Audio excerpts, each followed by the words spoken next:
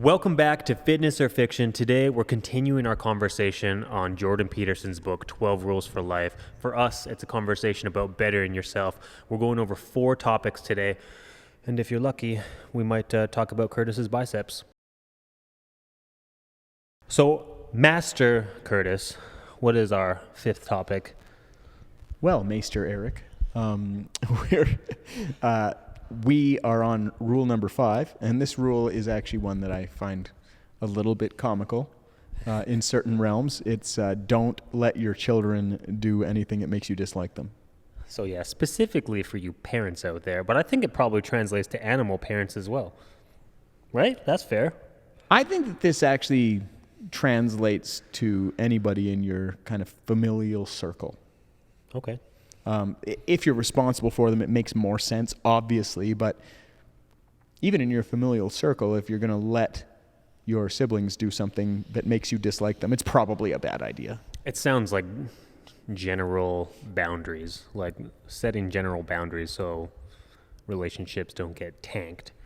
Yeah, this one to me is kind of a mixture of make sure that you have boundaries that allows you to keep the closest relationships together. And I had this conversation similar yesterday with somebody, but it's almost like if you don't set those boundaries, then resentment builds up over time. If you allow somebody to do something that you dislike them for, and you continuously accept it, it's like it's filling a cup that will eventually overflow with resentment, and then it can break relationships. So you're better off setting the boundaries in the first place than letting your cup explode. Yeah, it's almost like kicking the can down the road makes it a bigger thing to deal with, you know? Does the can get bigger? Maybe. I don't know. So specifically children, can we elaborate on this? So I think it's kind of funny thinking about it, like, because Jax is how old now? Jax is 1 year old, like Yeah. 3-4 weeks. Yeah, and Leo is just over 18 months. It's like when you say, like, don't let your kids do things that make you dislike them, it seems ridiculous. But even at that age, like, there's some boundaries you got to be setting. Yeah. Like, It's harder.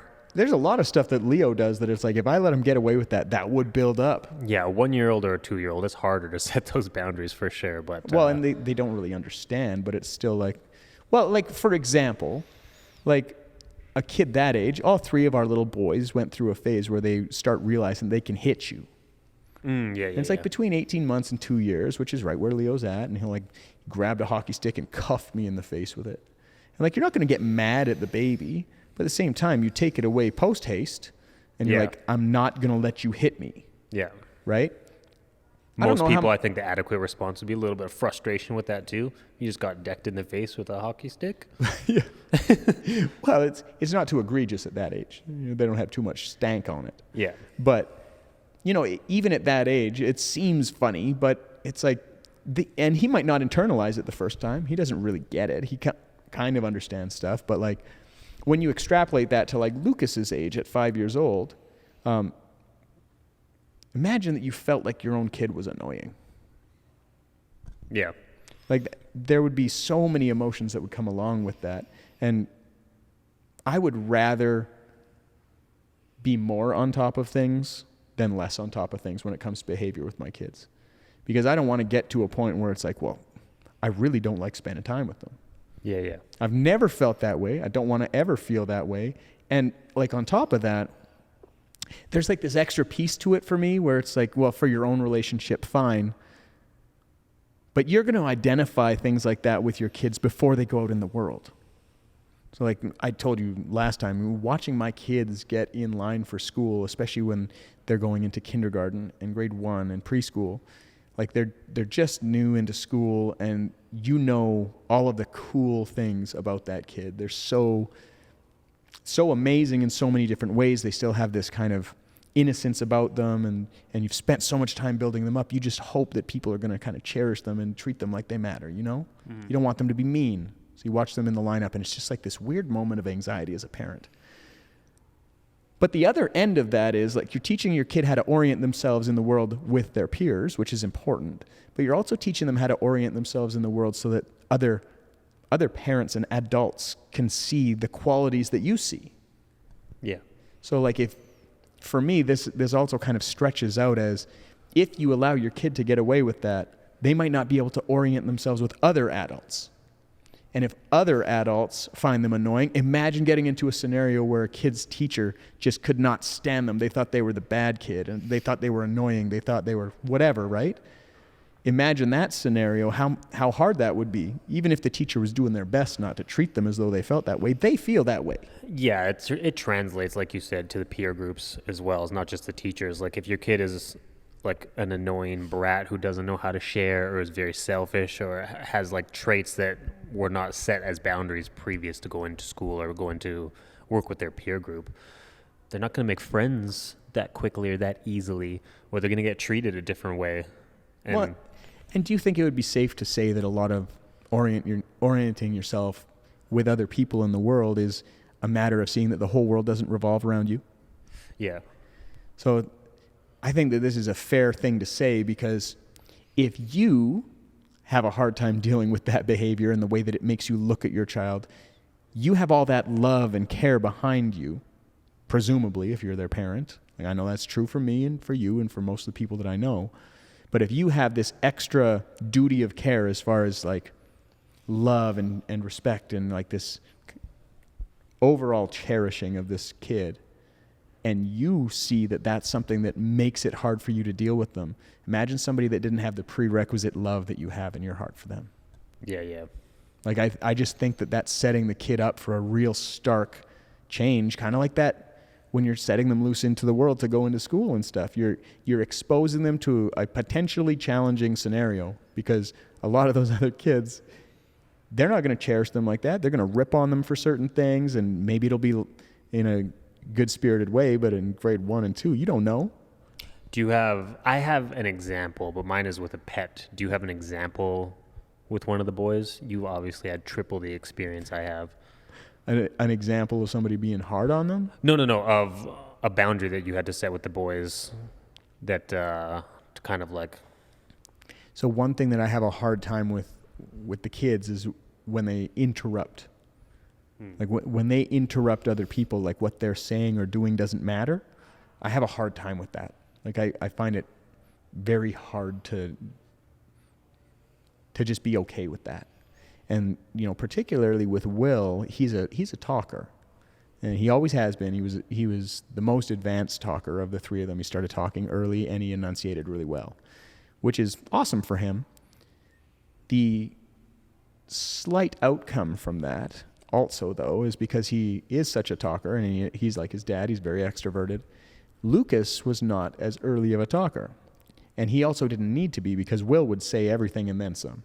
So he had a hard time getting a word in edgewise. So a lot of what goes on with our kids, like we've really constituted, okay, Will, if you have something to say, that's fine. But if Lucas is talking or mommy's talking or daddy's talking, you would say, excuse me, and then you would wait for an answer. Mm-hmm. And that's something that has turned into something that I just find the cutest darn thing.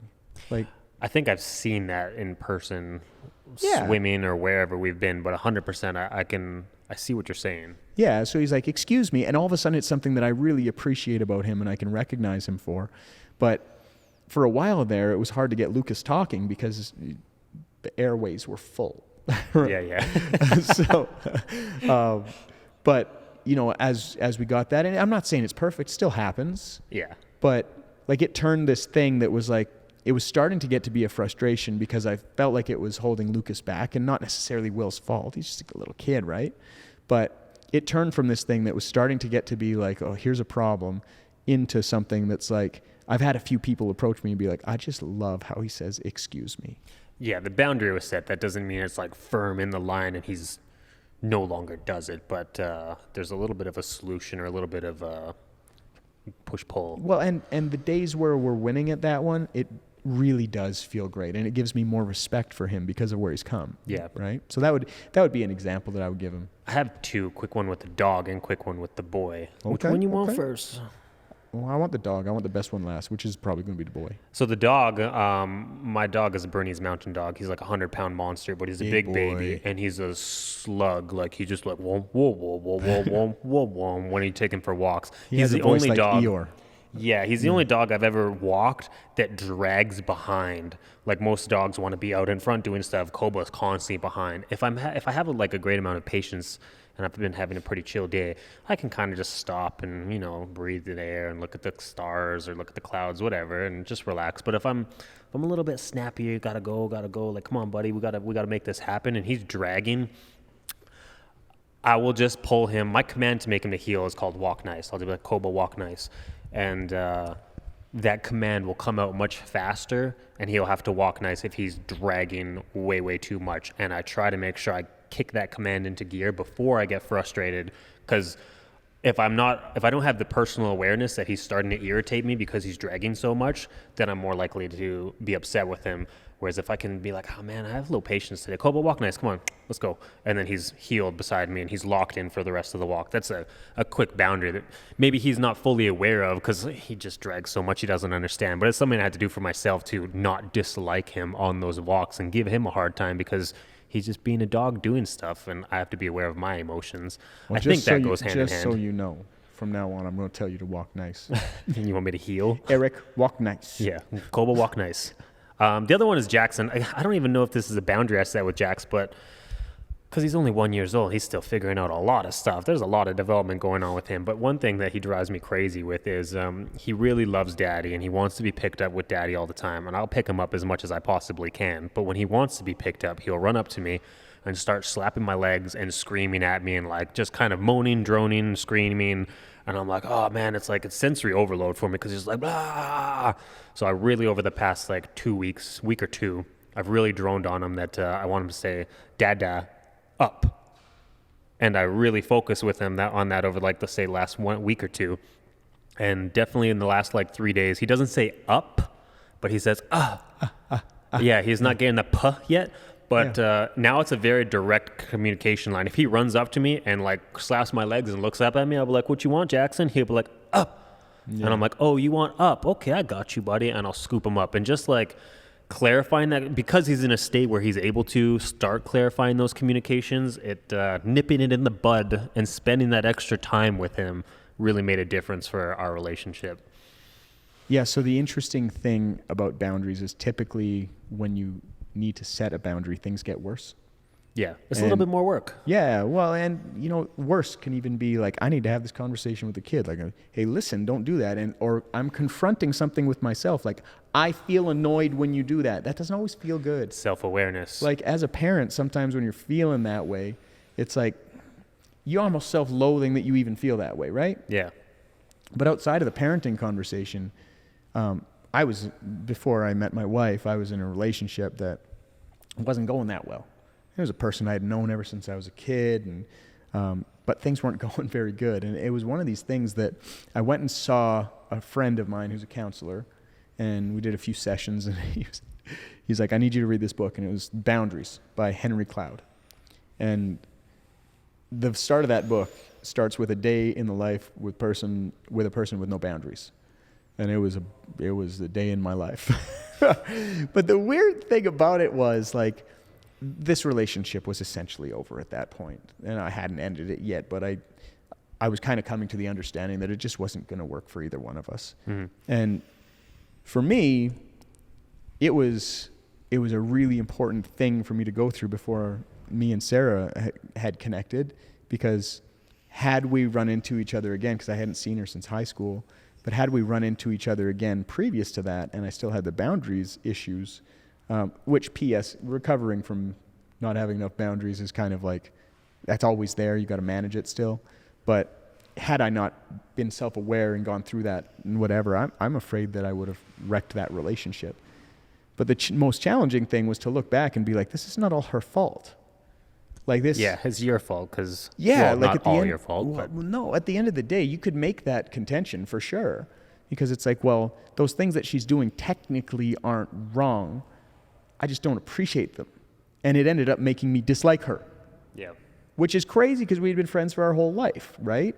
And so, for me, the whole boundaries conversation is a big deal, because there's this kind of ebb and flow where it's like you have this awareness that something's not going well. And then you have to take ownership and be like, what's my part in this? Which doesn't feel great. Even if they respond great, it gets harder when you set a boundary, because you have to confront how you feel about it. And most of the time, the counselor, my buddy Brian, he's like, listen, the hard part is not what they're going to think. It's if you're going to be okay with you, what you're going to think. Mm-hmm. And that was really weird to get over. And so once I took that ownership and was like, I have a big part in this, like the biggest part. So, well, this is my fault. Like this other person's involved, but it is my fault. That was tough. And then at that point, it was just like, yeah, this whole thing is just not going to work. Like it's just not. Yeah. Which isn't, where I wanted things to be. But the process of that, learning about boundaries, it was only a month later when I ran into Sarah.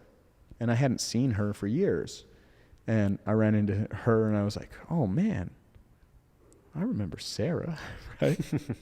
We went on our first date 3 weeks later, September 19th, 2006. And we were engaged February 24th, 2007. So the boundaries thing is near and dear to me. And I've talked to a few people about reading that book, not because I'm perfect at it, but because I'm so imperfect at it that I could probably use a reread every quarter, Yeah, no, you made me read the same book, except I think mine was Boundaries for Leaders. It was a spin-off, more related and translated to business. Same Well, that author, was more Henry appropriate Cloud. because you were I was in having a business leadership boundaries. scenario and I was your manager. Relationships, though, is weird because on the same note, my relationship with Diane during our first healthy conflict and healthy arguing in a relationship is actually healthy because you're trying to decipher where the boundaries actually lie. Like you're trying to figure out the push and the pull and the ebbs and flows, right?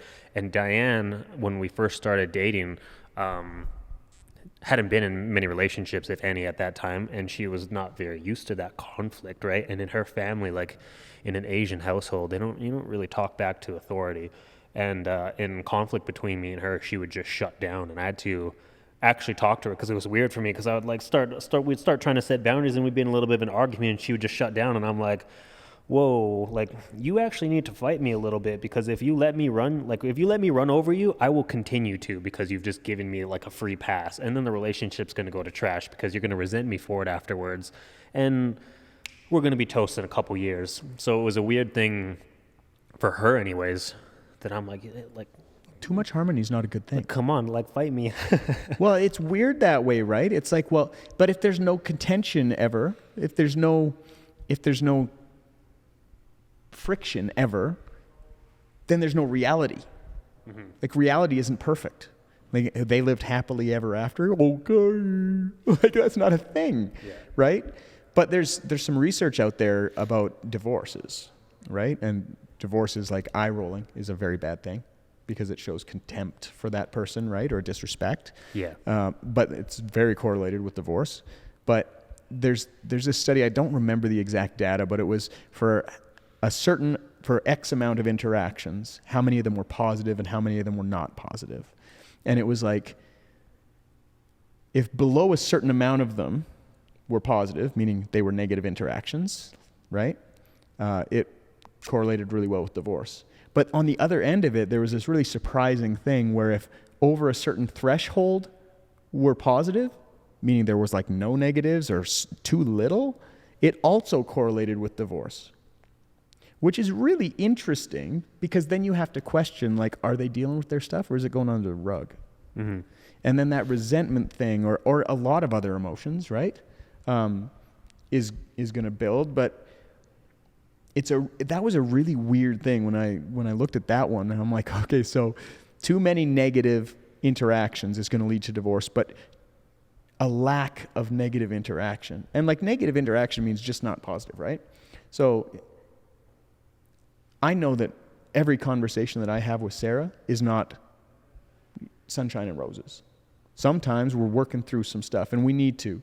But the hallmark of a good relationship, I've recognized in my life, the best relationships are the ones that you're willing to struggle for, Mm. And you're willing to have that awkward conversation because it's real and you want them to know and you care about them, right? So it's not always, it comes back to this thing again, don't let your kids do something that makes you dislike them. It really brings it on back in because it's well, I have to care about this relationship and person enough that I'm willing to go through something for it.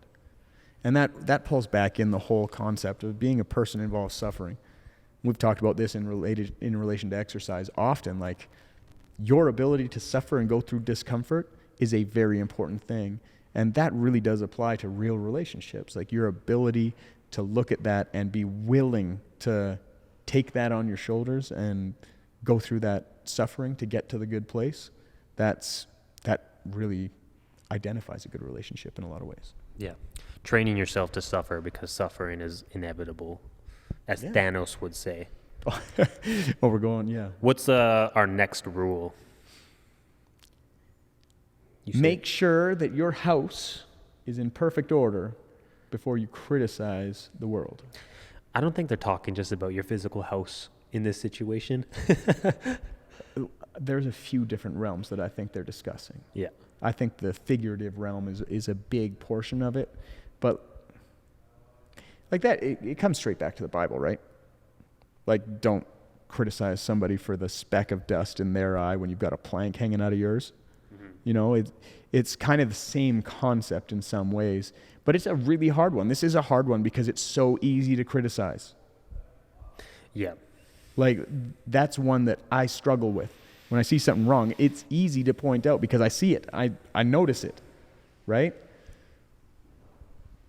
But I also think it's a very bad thing to put out into the ether. Like, if they go on the internet and they say, well, this is stupid and you shouldn't do this and this sucks, and you'll see this with exercise technique. Don't do this. Okay, well, if it just stops there, it's unhelpful. Like, you're only putting negativity out there. That seems like a bad choice, right? So this one, make sure your house is in perfect order before you criticize the world. I actually think that it's one of the ones that it's like, yeah, let's look at your house in perfect order. Like, what are we talking about? Your physical house? Maybe. Like, if you wanted to apply it to that, it's like there's a lot of neighbors that wouldn't have anything to say if they applied that rule. Yeah. And then they'd likely have better relationships with their neighbors because they'd put their effort into getting their stuff straight instead of worrying about the neighbors, which I don't know about you, but I've had some problems with neighbors acting like that. Like, absolutely. Like, I started my business out of my house in June 2021, and I had a complaint within the first 15 days. And I was like, okay, so what's the complaint about? I'm talking to the bylaw officer. And they're like, well, they think you're running a business. I'm like, I am. She's like, well, you need to have a license for that. I'm like, yeah, okay. Like, I'll do that today. So I did. There's no fee or anything as far as delinquency. I was like, well, awesome. Like, okay, tell me what I need to do. And I went and did it that day. But when I was talking to this person, I was like, what was the complaint about? Was it noise? Well, no.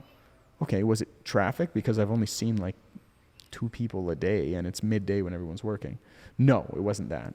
It was COVID shutdown, P.S. I was like, okay, so it's not noise. It's not traffic. Like, what grounds was this complaint on? She was like, oh, there were no grounds. It was just they think you're running a business. Like, okay, what? That must be an unhappy person. Like, in some ways, that is an expression of your own unhappiness, which is why I think this rule really matters. Yeah. This is a big topic for me, so it's hard to kind of explain it all in once, but like, just the act of criticizing. So if we talk about like, because when it says get your house in order, you could be critiquing your actual house. Curtis, my house is clean and your house is messy. It could be your mindset. It could be your exercise routine. It could be how you dress. It could be your haircut. It could just be anything. And I'm no angel when it comes to criticizing people. I actually probably do it far more than I would like to. And it's something that I'm constantly trying to nip because I think it breeds a toxic habit that's not very good. And the problem with criticizing people, whether it's your house, Curtis, your house is messy and mine's clean. Well, you have 3 boys. And I think you work a little bit more than I do. And I think Sarah's pretty busy too. Or whatever the case is. Or you spend more time with the boys. I'm cleaning my house and you're out at the ski hill skiing with the boys. Different priorities. When you're criticizing other people, you don't really know what their journey's been or what they're going through. So it's like walking through the mall and be like, oh, look at that person. They're overweight. How do they let themselves get there, man? Oh, I wouldn't do that. I wouldn't let myself get like that. Like, easier said than done. Like, you can't fully grasp and understand that situation with almost every critique you have of somebody else or another situation. You just don't fully understand it. You can understand it from your lens and apply my lens, like, well, I would never let myself get there. And it's like, well, yeah, you were put in martial arts when you're 5 years old and you never stopped. Like, you just kept doing stuff actively. Whereas they never had those opportunities, or their parents didn't prioritize health and fitness or exercise, or their parents didn't care about them at all. Like you don't know. So it's criticizing in general. Like even if your house is in order, because in some aspects of my life, my house has been in order, and I've still critiqued, and it doesn't make sense. And there was do you know who Sad Guru is?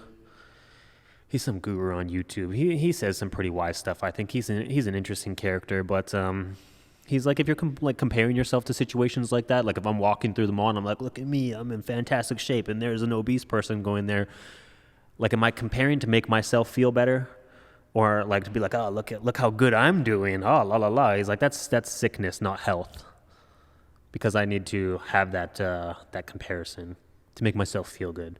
Well, it's like when you say we all have our own stuff, I believe that. There's a lot of stuff that's, you don't need to know everything going on with somebody. That would be inappropriate, right? But even if you did, that would be a lot of load to carry. And when you start presuming to know all the factors, it just makes you wrong. Mm-hmm. Like it's really tough. You don't know what that person is going through.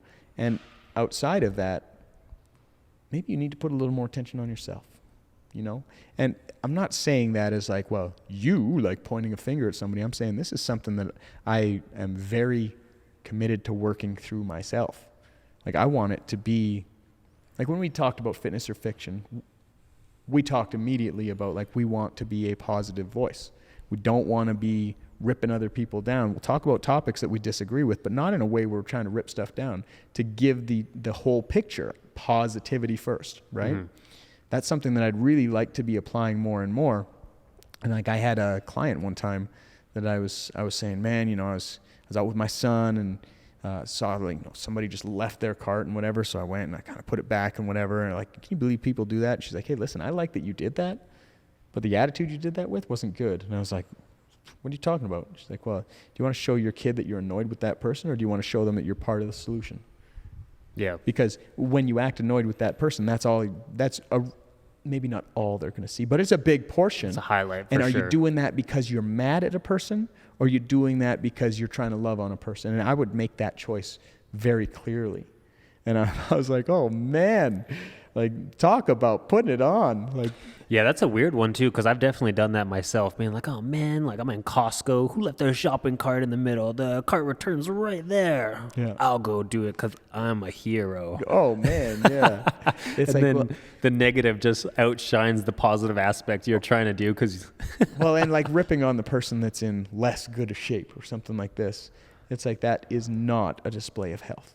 Yeah. Like that is a display of a different kind of challenge. That's all. Mm-hmm. And we all have our own challenges. You know, maybe they have a lot of stuff really in order. Maybe their financial life's in order. Maybe their house is in order. Their relationships are in great order. And the one thing they got to work on and set some boundaries for is getting their own workouts in, or loving on themselves, you know. Mm-hmm. Does that mean you're better than them? Or maybe if you're comparing to see if you're better than them, that's the real dysfunction you got to work on. To make yourself feel better, yeah. And that's something that I confront a lot, because for me, I'm constantly wanting to excel. Like that's built into me. That's how do I know that I'm doing well? And so comparison comes very easy, and I want it to come less easy. So it's something that I'm working through, but in a lot of cases, I'm trying to work on just stop. Like, just stop. Instead of doing that, it's like, is your house in perfect order? The answer is probably no. The word perfect means probably not. Yeah. It's like, is this something that the world needs out there? Do you need to put that into the world right now? I think it would be a hard contention to say yes. I think that would be a really hard one. Yeah. So, yeah, that one, there's a few different realms on it for sure, but I really like that as a topic. Mm-hmm. Move on to the next rule? Yeah, what's the next one? So the next one is pursue what is meaningful, not what is expedient. How do we talk about this one?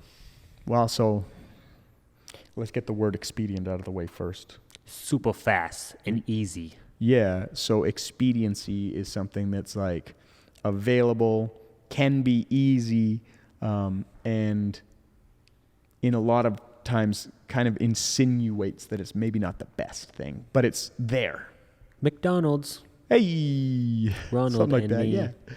Yeah. Like it's available. It's cheap and convenient, but is it the best choice? Yep. It's like it would be easy to say no, right? So pursuing what is meaningful rather than what is expedient. This one. I think it's really good to start off with the concept of, okay, there's what is meaningful. Well, first, you'd have to look at what we've talked about a ton, like identify for you. Because the game for you is not the game for me, because the way that you look at things and your current priorities and your current opinions on different topics is different than mine. And even if we had the same values, our current station in life is not the same, so likely our priorities are a bit different. So the order we might deal with them is different. So when we look at that, it's like, well, you have to have, again, that awareness. You have to have awareness for what is meaningful to you, right? And that, it makes perfect sense to be like, that's worth pursuing. Yeah. Right? You've identified, by definition, that's worth pursuing. You pursue things because you've identified they have meaning. They're better than what you have right now. Yeah. Right? And then not what is expedient. It's don't be distracted by that which does not matter, essentially. Like, even if it's more convenient, by definition, it's not as meaningful. Yeah, I think I bought a book and I've been kind of just chipping away at it. It's like a book for dummies kind of thing. I think it's called Philosophy for Busy People, and it's bite-sized chunks of philosophy. And one of the chapters is the philosophy of happiness. And it's like, well, what is happiness? Because happiness is different to everybody. And like what's pleasurable might not be the same as what's happy, like what makes you happy and meaningful. Like pleasure is a kind of a different, it's a different take. Like getting a Lamborghini, like a millionaire buying his 5th Lamborghini might be pleasurable for the first week, but after 3 months, it might just be another car in the garage. Might just be. Almost assuredly is. Well, I don't know that many millionaires with 5 Lambos, but I don't think that pleasure equals happy, man. I really don't think those two things pair together. That's a fair thing. Fast cars and fast women. Wow. That was a left turn. Well, going down that road of society now, especially social media, is really trying to sell you on what's sexy. And what's sexy is having the newest style of clothes, having beautiful women by your side, like girls who hit the gym and they're in the booty shorts and sports bras and having fast cars. And like that's a successful, happy life. That's what it looks like to, I think, the younger generation in a lot of categories. They're not looking at videos of me and you in the garage spinning with the boys on the rings and being like, that's what I want. That's what I want right there. They're looking at the Lambos and the beautiful women and the clubbing and the partying and the excitement. Traveling. I gotta be in Spain. Yeah, traveling. Traveling's a big one. I think that's probably better than fast cars and fast women, but... Yeah, the pursuit of happiness is really interesting because it's sitting in front of you. I think a lot of us understand that. But like the stuff that makes me the happiest is not particularly dignified. Like I'm currently trying to pursue post-luxury. What do you mean? Well, luxury, like luxury vehicles, it's a pipe dream sold by marketers. Their job is to create an emotional response with you in relation to something you don't actually need. Why will he wear this Nike shirt? Because it's going to make him faster. It's going to make him sexier while he runs. Baby. Just do it. Yeah. Do it. Yeah. So if you look at the concept of marketing, a lot of what it's doing is convincing you that you require something, right? It's trying to take that feeling of like, oh, I might want that into something like, man, I gotta have it. I need that. That's what it's trying to do. It's trying to create an emotional connection, and there's a lot that goes into that, right? And there's a lot of psychology into it and all this sort of stuff.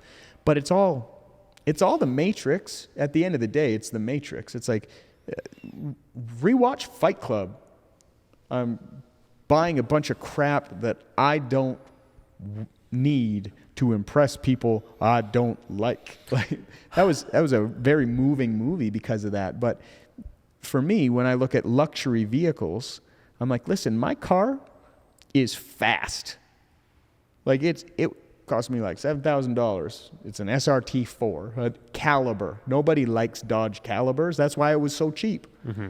But it has 3 times the horsepower that my Corolla had. I don't need that at all. But I traded the cars up pretty much straight up. And the reason that I did that is because I can fit all 3 car seats in this one. Yeah. Right?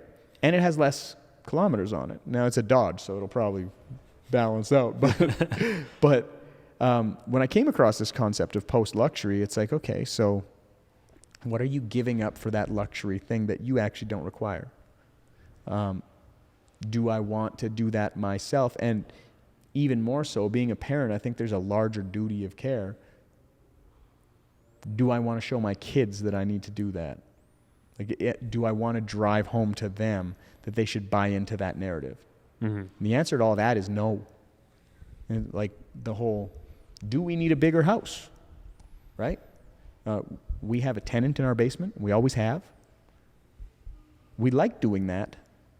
It's like, well, all 3 of my boys are in the same room. And they play and they have a great time, and I think it's really helped their relationships. Mm-hmm. We have them sleep in that room, and then we have another room where they can kind of play, and it has all their clothes and stuff, so we can be putting away clothes and getting stuff out for the next day without waking them up. Mm-hmm. And so when we look at the amount of space that we actually require and how well we use our house, it's like we use the garage all the time, kitchen all the time, main floor all the time, the little playroom, man cave, like we use our space, all of it, and we could probably get away with less. But maybe I'm wrong, but I think that that's doing my kids a favor too, just seeing that we don't need to upgrade. We don't need to get something bigger. We're happy with what we have, and it does the job. Like when I say I'm trying to move towards the more post-luxury thing, it's like, why am I getting this? Well, I want the answer to be, well, because it does the job that I need, and I like it. Mm-hmm. That's what I would like the answer to be. Can you reaffirm the rule for me? The rule that we're discussing? Pursue what is meaningful, not what is expedient. Mm. So it's like it's on topic, but a little off topic. Again, with the way the world wants, it always wants you, what's the next thing? What's the next thing? What's the next thing? Like for me, I fell into a trap with my gym. I'm like, man. Like my gym's like a 1.5 car garage. And I'm like, man, I wish I had a bigger gym. And like you even joked with me about it. You've walked in my gym and you like look around and it's a pretty nice gym if we like push comes to shove. Like I got everything, if not more than, I got more than enough toys to keep my workouts interesting. And you walked in my gym and you look around and you're like, yeah, this place sucks. And you say it in such a way, though, that it reminds me that I'm like, actually, it's pretty freaking good gym. Shit. Like, oh, man. Well, even like the ceiling height, like every inch of that place is used properly. And that's how you know you have a good space. Yeah. And like, if I had a 3-car garage, it would look the same that it looks right now. I would just get more stuff to fill it up. It's like, oh, now I can fit a hack squat leg press combo. Just more. Yeah. More is not always better, though. Like, we know this. Mm-hmm. But yeah, your space is bomb. Like there's a few hints that you and I are attached. Let's say you can see a few like things that it's like, oh, they both have that. Oh yeah, they're both smart. Yeah. But yeah, like that's a perfect example. What did our gyms start as? Started out as something out of necessity, right? And you know, it's funny. I actually remember your gym when you first started it because I worked out with you a bunch of times. And the walls weren't done, and we were on concrete floor. And you had one big lifting pad that was like 3 to 4 times overkill what it needed to be, but it worked pretty sweet. Like just because of how much rubber, the thing weighed like 5 tons. It was insanely heavy. But like you didn't have that much. But I remember being like, oh my god, this is the goal. This is the dream. Like I wish my gym looked like this. And now your gym is far beyond what you had whenever that was. Still have that same platform though. You still have the same platform, but same with my gym. Like my gym started off with just a bar and plates and a concrete floor and nothing. And now it is what it is now. But I guess not appreciating what you have is kind of goes hand in hand with this conversation. I think pursuing what is meaningful is interesting because you have to choose what sort of pain you're going for. Like we've talked about suffering a little bit today on this particular concept. Like which sort of pain are you looking for right now is really a good question. It's like, well, what would be really meaningful to me is this. Usually there's this background of work and effort that goes in with that. Something that's uncomfortable. I got to find extra time. Like this morning I was going through my schedule to try to find extra space so that I can do the next kind of initiatives that I'm working on.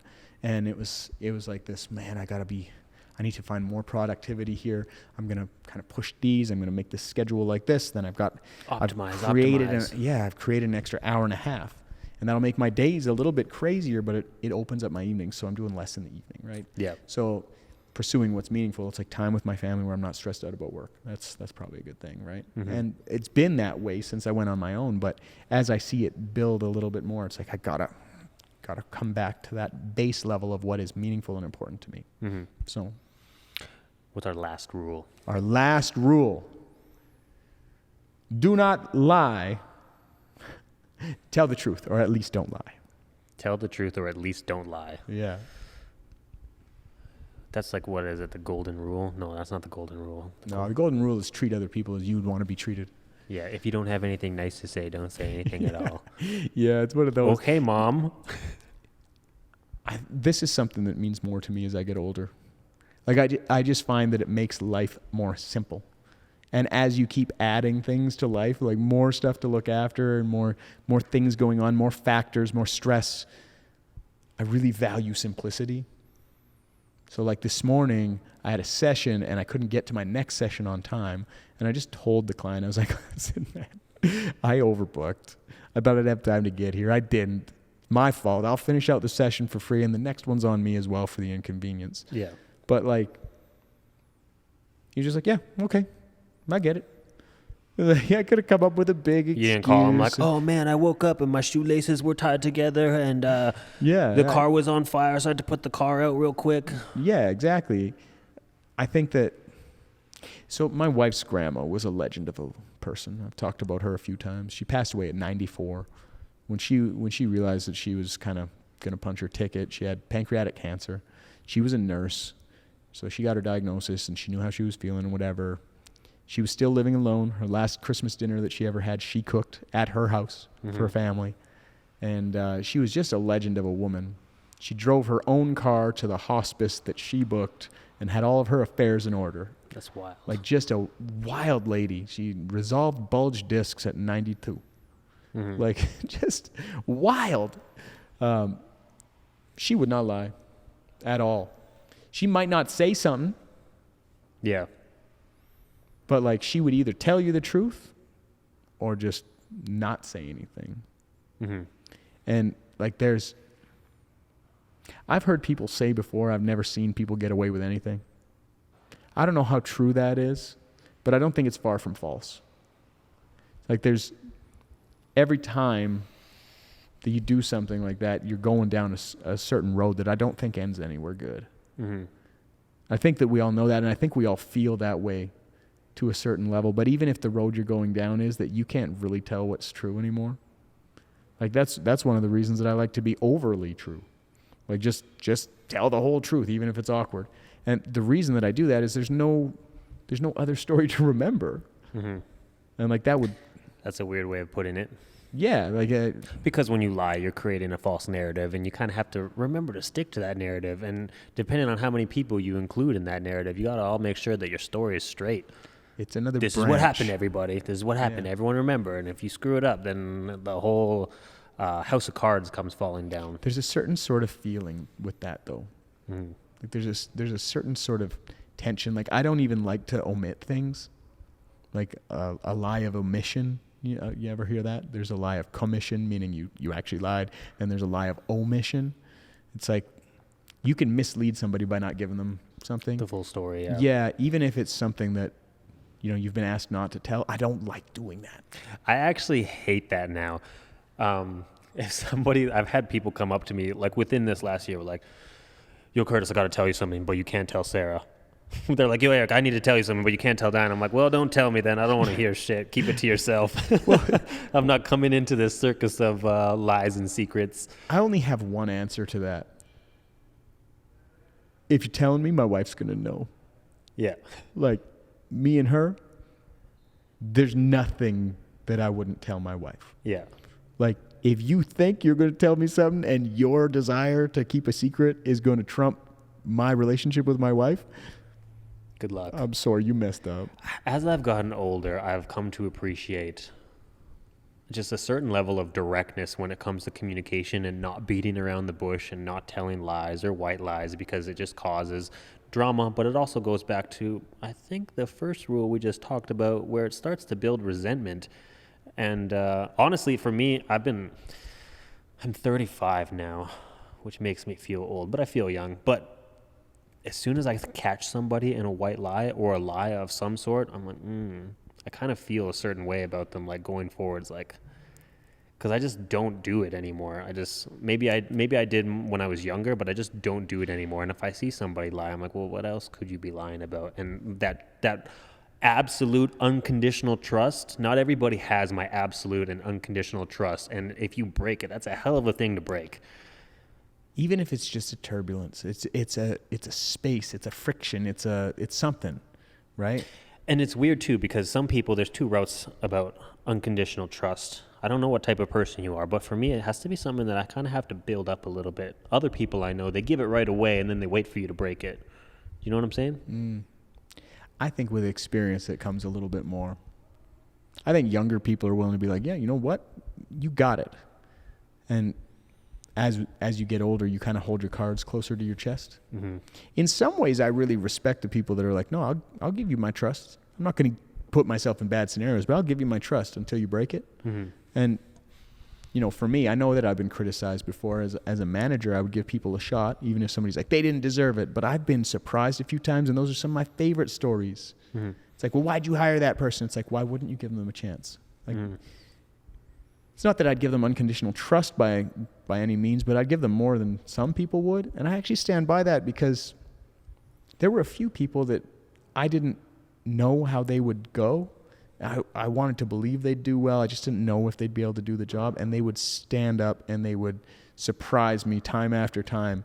And it was like, that built my faith in people, which as you get older is important. Yeah. And there's challenges with that too. Like, there's going to be people that let you down and whatever else, but it's almost like letting that personality type win if it makes you lose hope. You know what I mean? Yeah. So I think this whole one, I think it would be rare to have somebody be like, no, lying's fine, just go for it, right? And you will have people that say it's not as big of a deal as you're making of it, but in my particular experience, I've just found that not only is it more simple, but it just builds a better foundation when you try to commit yourself to that. Mm-hmm. And that's a hard one again. Like, most of this stuff, I keep saying, it's like, I'm far from perfect. Like, even with that, it's like, well, your kid asks you a tough question, like, how honest are you with them? For me, I try to live by the rule of give them the baggage they can carry. Yeah. So, like, when Will asks me things about where babies come from and stuff, I'm just like, well, sperm. Yeah, babies come from sperm. There's a sperm in daddy's balls, and then in mommy's tummy, there's an egg, and those two got to come together. Yeah. It's like, oh. Then he lets it go a few weeks and asks me a question. He's like, oh, okay. Dad, can you explain to me how those two things come together? It's like, oh, that's a long story. He's like, can you tell me that story? I'm like, oh, jeez. Well, basically, the penis needs to go in the vagina. And he's like, gross. But it's this thing where it's like, he doesn't have all this emotional stuff behind it. He doesn't really get it, and he just left it alone after that. And for me, it's like, well, I'm honest with him. I'm not throwing anything out there, but like, since then he's had a few questions on like, does that hurt the girl, and all these questions and whatever else. But in some ways, I think it's important that narrative is something that he actually gets the reality at home. Yeah. Like, don't let him have these things that he builds up, because like, it was really weird when he first asked me that question. He's like, where was I before mommy's tummy? I was like, wow, daddy's balls. Like, well, and that's even a deeper philosophical question, is where was I born? Like, where was I before I was born? Like, where was his soul? Yeah, totally. That's a whole different topic. Yeah, but when it comes to like, tell the truth, or at least don't tell a lie, it's like, sometimes you can tell the truth and you can give them something that they can carry. Yeah. Right? And that's kind of where I land with them. I don't know that that's 100% right. I'm just trying to do my best, right? And it seems to me like he kind of knows the answer to that, and it's not really a big deal for him. He's like, yeah, okay, fine, sure. He's probably got so much going on in his world anyways that's just a piece of all the other moving parts of the universe he's trying to figure out. Yeah, and like I said, there's nothing behind it for him yet. He doesn't really get what all that means or how a relationship would get to that point or anything. Yeah. But yeah, that particular one, I'm surprised that isn't rule number 1 actually, because it just seems like such a foundational rule. But yeah, that's kind of where we're landing on today. Did you have anything else to add? No, I think I'm good. I liked it. So we got 4 rules left.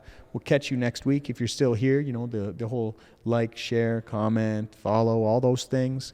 We appreciate you guys listening. And if you have any feedback or any suggestions, we'd love to hear from you. Take care. Stay tuned. Thanks for joining us this week. We appreciate your support. If you enjoyed this episode, we'd love it if you would subscribe, follow, and throw us a like on YouTube, Spotify, or Apple Podcasts.